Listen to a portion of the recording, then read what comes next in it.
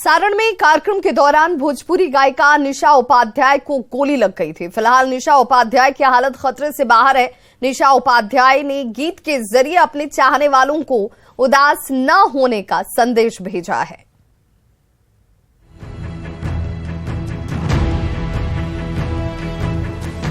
लाखों हैं दीवाने मेरे, लाखों हैं दीवाने कि लाखों हैं दीवाने मेरे, लाखों हैं दीवाने कि क्या है दिल की हालत मेरी, क्या है दिल की हालत मेरी, कोई ना जाने।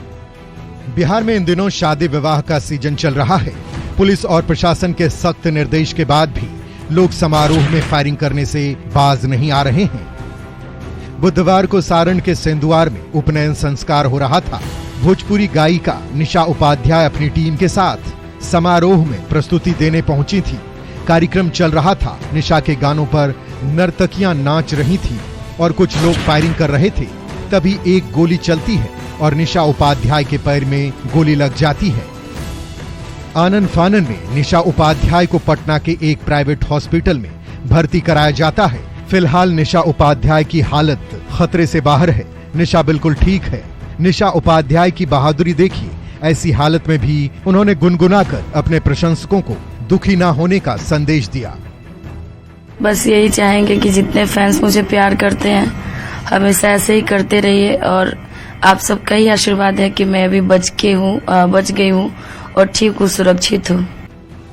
बिहार में जश्न के दौरान फायरिंग पर बहुत सख्त कानून है।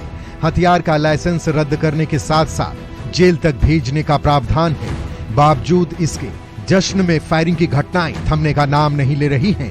सवाल है कि सख्त निर्देश के बाद भी लोग क्यों नहीं आ रहे हैं बाज? लगातार घटनाओं के बाद भी समारोह में फायरिंग क्यों? क्या कार्रवाई नहीं होने से बढ़ रहा है लोगों का मन? न्यूज 18 के लिए छपरा से संतोष गुप्ता और पटना से रजनीश कुमार की रिपोर्ट। बगहा में मिड डे मील खाने से 100 से ज्यादा बच्चे बीमार हो गए। बच्चों को अनुमंडलीय अस्पताल में भर्ती कराया गया। बड़ी बात ये कि करीब 2 महीने के अंदर ये 5वीं घटना है जब मिड डे मील खाने से बच्चों की तबीयत खराब हुई है।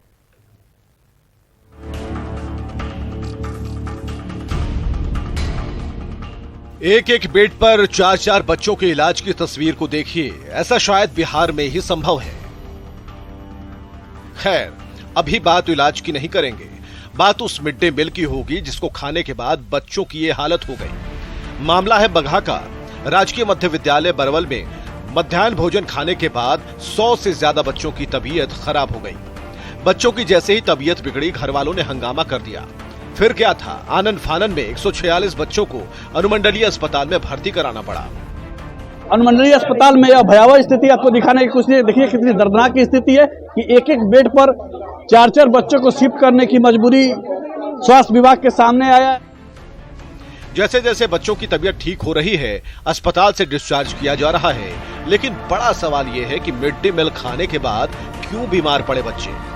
इस सवाल का जवाब जानने के लिए डीएम ने जांच टीम का गठन कर दिया है। जांच टीम में फूड इंस्पेक्टर समेत कई अधिकारियों को शामिल किया गया है। डीएम ने खाना आपूर्ति करने वाली एनजीओ जन चेतना जागृति को तलब किया है। सरकार का जो गाइडलाइन है उसको जी पालन करते हैं हम लोग। और रही बात 128 विद्यालय में खाना जाती है, सिर्फ एक ही विद्यालय में ऐसा क्यों हो जाए? दरअसल जन चेतना जागृति विकास मंच नाम के एनजीओ की ओर से स्कूल में खाना मुहैया कराया गया था। खाना खाने के बाद से ही बच्चों को पेट दर्द और उल्टी की शिकायत होने लगी। यानी खाना सप्लाई करने वाली एनजीओ एक बार फिर सवालों के घेरे में है। ऐसे में न्यूज 18 की टीम उस एजेंसी के रसोई तक पहुंची जहां हर दिन करीब 20,000 बच्चों का खाना बनता है। हादसे के बाद जो एनजीओ का रसोई घर है वहाँ के क्या हालात है हम दिखाने की कोशिश कर रहे हैं। देखिए खाना कैसे साफ सफाई कितना रहेगा? साफ सफाई तो हम करते बन जा सर। आज खाना कैसे बना रहा है? क्या बना रहा है? हमने ना बना जा, हमने क्या जानता नहीं बना रहा है। हमने ना है, हम खाली बर्तन धोए नहीं। हाँ, खाली इतने करेंगे।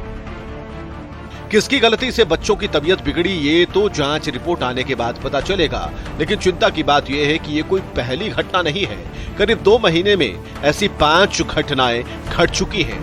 सवाल ये उठता है कि ऐसी घटनाएं बार बार क्यों हो रही हैं? मिड डे मील में लापरवाही क्यों बरती जा रही है? बच्चों की सेहत से खिलवाड़ क्यों हो रहा है, दोषियों पर कार्रवाई होती क्यों नहीं है। न्यूज़ 18 के लिए बगहा से मुन्ना राज की रिपोर्ट। और इस वक्त बड़ी खबर आ रही है मॉडल लव जिहाद मामले में विदेश निकलने की तैयारी में आरोपी तनवीर खान। तनवीर ने इंस्टाग्राम पर मानवी से संपर्क किया है। मानवी से तनवीर ने आखिरी बार माफी मांगी है। देश से बाहर जाने की बात इस दौरान की गई है, जो आशंका जाहिर की जा रही है कि वो देश छोड़कर बाहर जाने की तैयारी में है। तनवीर ने शिकायत वापस लेने को लेकर यहां पर मानवी से बात की है। तनवीर ने कहा कि कभी भारत वो वापस नहीं आएगा। तनवीर ने आखिरी बार माफी मांगी है, जो इंस्टाग्राम पर तनवीर की मानवी के साथ बातचीत हुई है। और संवाददाता रूपाली हमारे साथ इस वक्त जुड़ गई हैं ज्यादा जानकारी के साथ। रूपाली, अब तनवीर अपने आप को पूरी तरह से फंसा हुआ, घिरा हुआ देखकर माफी मांग रहा है। इंस्टाग्राम हैंडल जो कि यश मॉडल्स के नाम पर है और वो तनवीर हैंडल यूज कर रहे हैं, उसी हैंडल से एक मैसेज, एक स्क्रीनशॉट सामने आया है जहां पर उन्होंने मानवी से वो माफी मांगते दिख रहे हैं कि किसी तरह वो केस वापस ले ले और सेटलमेंट कर ले और वो मामले को आगे ना बढ़ाए। साथ ही उन्होंने उसमें प्रॉमिस किया है कि अगर वो मामला वापस ले लेती हैं तो वो विदेश चले जाएंगे और दोबारा इंडिया कभी नहीं लौटेंगे और मानवी को दोबारा परेशान नहीं करेंगे। यही जो स्क्रीनशॉट है सामने आ रहा है लगातार, और वो केस को रफा दफा करने के लिए रूपाली, क्या मानवी की तरफ से कोई रिएक्शन इस इंस्टाग्राम अकाउंट पे, इस पेज पर आया है? मानवी का केवल एक रिवर्ट रहा है जिसमें उसने मेंशन किया है कि मैंने पहले भी एक बार भरोसा कर केस वापस ले लिया था, लेकिन इस बार मैं केस वापस नहीं लूंगी। ये मानवी का एक रिवर्ट है, लेकिन बार बार लगातार मैसेज जो है वो इधर से ही है जहां पर आरोपी बता रहे हैं कि किसी तरह केस वो वापस ले ले। वो भारत से बाहर जाने के प्रयास में है, वो रनवे पर है और वो इसी लगातार कोशिश में है कि किसी तरह वो इंडिया से बाहर चले जाए और दोबारा कभी वापस नहीं आएंगे इंडिया। प्रॉमिस कर रहे हैं बाबा मानवी को। बिल्कुल रूपाली, क्योंकि अब मानवी ने जिस तरीके से आज आर्म्स एक्ट को लेकर के भी मामले दर्ज कराया है, उन्होंने कहा है कि मेरे साथ रेप की घटनाएं हुई हैं और एक बार नहीं कई बार जिन धाराओं का जिक्र किया गया है, तो अब पूरी तरह से तनवीर जो है फंस गया है। उसे पता है कि उसके लिए कितनी मुसीबत आने वाले वक्त में इन तमाम FIR के जरिए होने वाली है।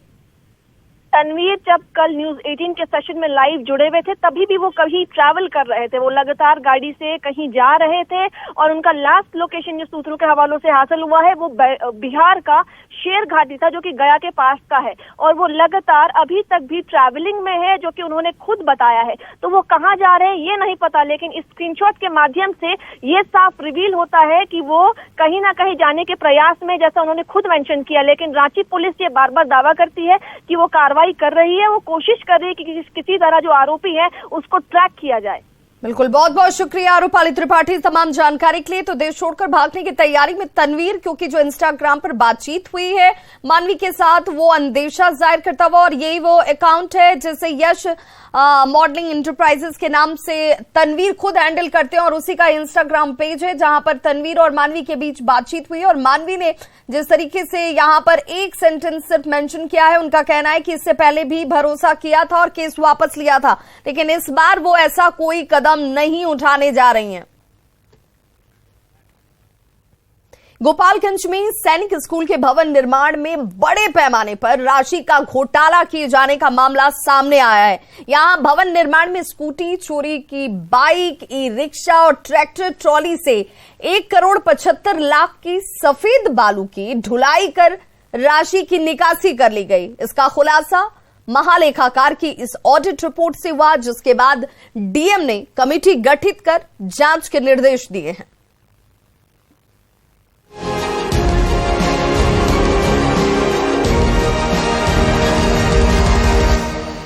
गोपालगंज के कुचायकोट प्रखंड के सिपाया में बिहार का दूसरा सैनिक स्कूल बन रहा है। भवन अर्धनिर्मित है। इसके निर्माण में फेज 2 में बिहार के शिक्षा विभाग ने 27,59,50,000 की राशि की मंजूरी दी थी, ताकि भवन का निर्माण कार्य पूरा हो सके और किराए के भवन में चल रहे सैनिक स्कूल को खुद के भवन में शिफ्ट किया जा सके। लेकिन भवन बनने से पहले ही सैनिक स्कूल की नई इमारत अनियमितता की भेंट चढ़ गई और 1,75,00,000 रुपये बालू ढुलाई के नाम पर उड़ा लिए गए।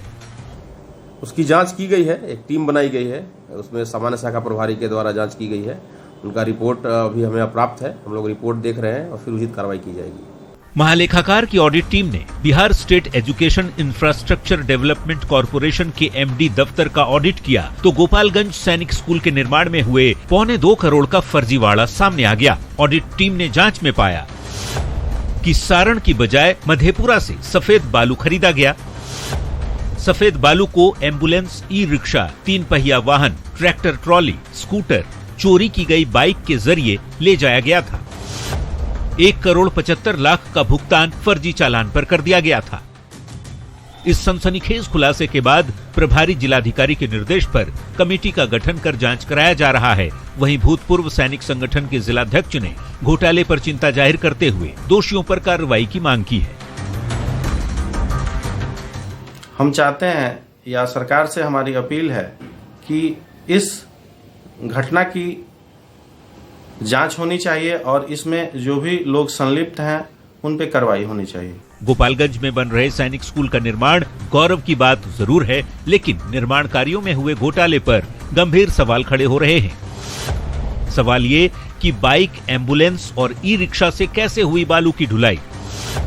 गंडक नदी जब निर्माण कार्य के 2 किलोमीटर दूर थी तो फिर मधेपुरा से बालू ढुलाई क्यों की गई? सैनिक स्कूल के निर्माण पर शिक्षा विभाग लापरवाह क्यों बना रहा? आखिर जिम्मेदार कर्मचारियों पर कब तक कार्रवाई होगी? न्यूज़ 18 के लिए गोपालगंज से गोविंद कुमार की रिपोर्ट।